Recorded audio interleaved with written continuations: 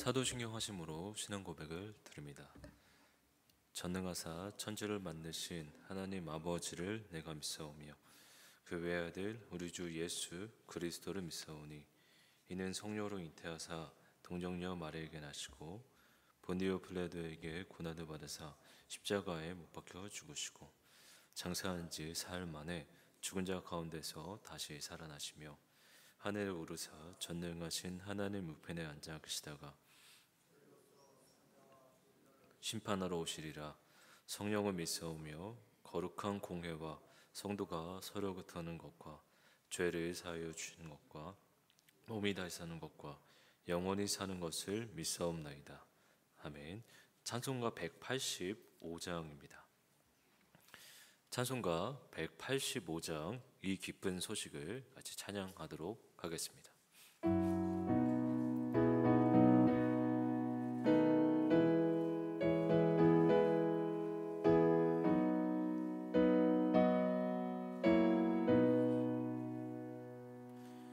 이 기쁜 소식을 온 세상 전하세 큰 환난 고통을 당하는 자에게 주 믿는 성도들 다 전할 소식은 성령이 오셨네.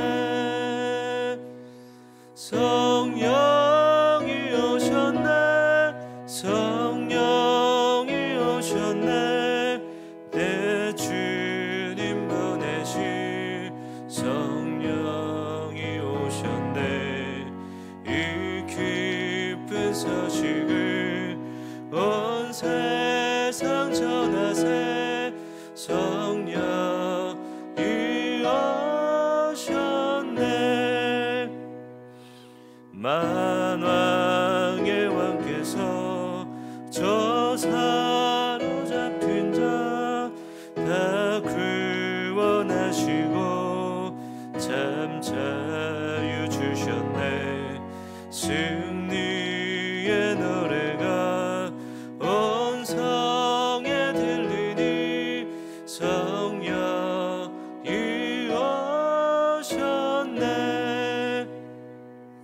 성령이 오셨네.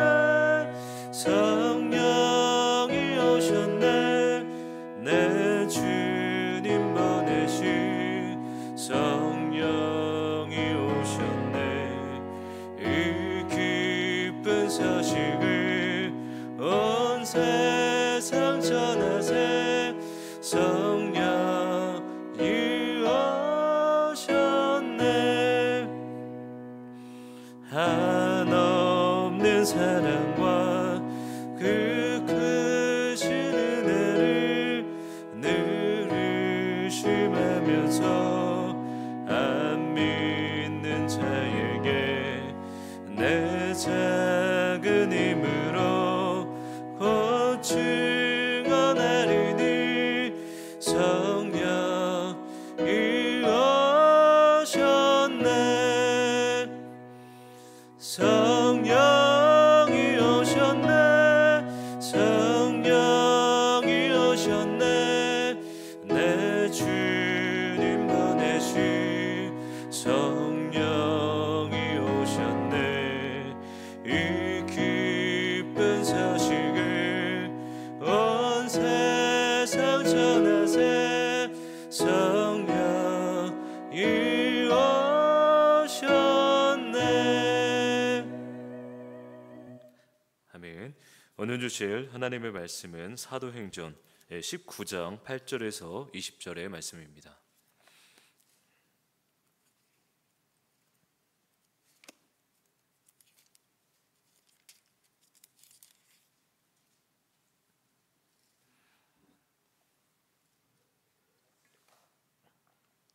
오늘 주실 하나님의 말씀은 사도행전 19장 8절에서 20절까지의 말씀입니다. 제가 혼자 읽도록 하겠습니다. 바울이 회당에 들어가 석 달 동안 담대히 하나님 나라에 관하여 강론하며 권면하되 어떤 사람들은 마음이 굳어 순종하지 않고 무리 앞에서 이 도를 비방하거늘 바울이 그들을 떠나 제자들을 따로 세우고 두란노 서원에서 날마다 강론하니라. 2해 동안 이같이 하니 아시아에서 사는 자는 유대인이나 헬라인이나 다 주의 말씀을 듣더라. 하나님이 바울의 손으로 놀라운 능력을 행하게 하시니 심지어 사람들이 바울의 몸에서 손수건이나 앞치마를 가져다가 병든 사람에게 얹으면 그 병이 떠나고 악귀도 나가더라. 이에 돌아다니며 마술하는 어떤 유대인들이 시험 삼아 악귀 들린 자들에게 주 예수의 이름을 불러 말하되 내가 바울이 전파하는 예수를 의지하여 너희에게 명하노라 하더라. 유대의 한 제사장 스게와의 7 아들도 이 일을 행하더니 악귀가 대답하여 이르되 내가 예수도 알고 바울도 알거니와 너희는 누구냐 하며 악귀 들린 사람이 그들에게 뛰어올라 눌러 이기니 그들이 상하여 벗은 몸으로 그 집에서 도망하는지라. 에베소에 사는 유대인과 헬라인들이 다 이를 알고 두려워하며 주 예수의 이름을 높이고 믿은 사람들이 많이 와서 자복하여 행한 일을 알리며 또 마술을 행하던 많은 사람이 그 책을 모아가지고 와서 모든 사람 앞에서 불사르니 그 책값을 계산한즉 은 5만이나 되더라. 이와 같이 주의 말씀이 힘이 있어 흥왕하여 세력을 얻으니라. 아멘. 사도행전 19장부터는 이 바울의 에베소 사역을 다루게 됩니다. 바울은 이 복음 전파를 회당에서부터 시작하곤 했는데요. 본문에서 바울은 이 회당에서 이 하나님의 나라를 전파하는데 8절에 이렇게 기록합니다. 바울이 회당에 들어가 3달 동안 담대히 하나님 나라에 관하여 강론하며 권면하되, 하나님의 나라라 함은 성자 예수님을 통해 세워지는 하나님의 구속의 역사인 것이죠.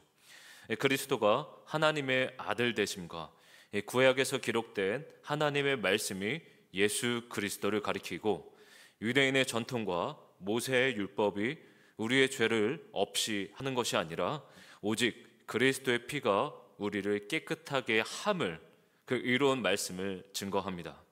그리고 아브라함의 피가, 유대인의 피가 하나님의 나라의 구성원의 조건이 아니라 오직 그리스도의 피로 하나님 나라의 백성됨을 증거합니다. 회당에서 90일 동안 약 안식일마다 13회에 이르는 복음 증거를 하였었지만 일부 사람들의 반발을 사게 됩니다. 아마도 그들이 반발했었던 이유는 자신들의 의가 상하였기 때문이었습니다. 이로 인해 이 유대인들의 반응은 크게 2가지로 엇갈리게 되는데요. 일부 이 회당의 무리는 분노하면서 바울을 대놓고 비난하고 공격하게 됩니다. 9절입니다. 어떤 사람들은 마음이 굳어 순종하지 않고 무리 앞에서 이 돌을 비방하거늘. 그들이 그렇게 분노하고 공격했던 이유는 사도 바울이 그들을 공격해서 그리고 비난해서가 아닙니다. 사도 바울은 단지 이 복음의 진실만을 회당에서 전했을 뿐이죠. 거짓이 탄로나자 도리어 거짓이 진실을 공격합니다. 그들이 믿고 있는 거짓은 사랑하도록 이끈 것이 아니라 감시하고 미워하고 비난하게 하는 그런 율법인 것이죠. 그들이 진실이라고 믿었던 그런 율법들, 모세의 율법과 그런 전통들이 거짓임이 증명되자 그들은 진실을 가두려고 합니다. 만약 회당이 예루살렘 근처이거나 예루살렘이었다면 바울의 생명은 보장될 수 없었을 것입니다. 회당에 있던 유대인들이 단지 비방에 그쳤던 이유는 이곳이 예루살렘이 아니라 튀르키예였었기 때문이었었죠. 그렇습니다. 거짓은 항상 진실을 미워하고 핍박합니다. 그래서 항상 사단은 진실을 숨기고 그 진실을 전하는 사람을 죽이려고 하죠. 진실을 보게 된 오늘 본문의 유대인과 헬라인들은 이 빛을 따라 가듯이 바울을 따라 두란노 서원으로 가게 됩니다. 9절 후반부입니다. 바울이 그들을 떠나 제자들을 따로 세우고 두란노 서원에서 날마다 강론하니라. 이 강론은 무려 2해 동안 진행되었고 에베소를 넘어 이 소아시아 주변까지 말씀 운동이 확산되게 됩니다. 바울은 진리에 대한 자세하고 정확한 가르침과 동시에 이 성령께서 역사하시게 되는데요. 11절 12절에 이렇게 기록합니다. 하나님이 바울의 손으로 이 놀라운 능력을 행하게 하시니 심지어 사람들이 바울의 몸에서 손수건이나 앞치마를 가져다가 병든 사람에게 얹으면 그 병이 떠나고 악기도 나가더라. 사도 바울이 사람들이 이 바울의 손수건이나 앞치마를 가져다가 환자들에게 얹기만 해도 치유되고 귀신이 떠나는 역사가 일어납니다. 그런데 몇몇 이들은 성령께서 행하신 사역으로 이해했다라기보다 바울을 대마술사 정도로 여겼던 것으로 보입니다. 바울을 통해 행하신 성령의 사역에 대해 하나의 매직, 마법으로 여기고요. 그 마법에 대해 흥미 있어하는 무리들이 오늘 본문에 등장하게 되는데요. 특히 이 마술로 이 돈벌이를 하는 유대인 테마사들이 등장합니다. 14절입니다. 유대의 한 제사장 스게아의 7 아들도 이 일을 행하더니, 유대 제사장 스게아의 7 아들이 에베소에서 활발하게 활동을 했었는데, 특히 이 성령의 사역으로 역사하는 이 바울을 유심히 살펴봅니다. 그들은 바울이 병을 고치고 귀신을 내쫓았을 때 예수의 이름을 의지했던 것을 기억했을 것입니다. 그래서 그들은 이 바울을 흉내내어 주문을 외우는데요. 이 주문은 마치 이런 것과 같습니다. 해리포터 마법 영화에 해리가 한 주문을 외치는데요. 익스펙토 페트로눔, 이런 주문과 같습니다. 이들은 주문을 외우듯이 바울이 전파하는 예수를 의지하여 너에게 명령하노라 라는 주문을 따라합니다. 13절입니다. 이에 돌아다니며 마술하는 어떤 유대인들이 시험 삼아 악기 들린 자들에게 주 예수의 이름을 불러 말하되 내가 바울이 전파하는 예수를 의지하여 너희에게 명하노라 하더라. 예수의 이름을 들먹이며 주술을 시도합니다. 특히 유대 제사장이 그것을 시도하는데요. 이 스게아의 아들들은 한 귀신 들린 자의 집에 찾아가게 됩니다.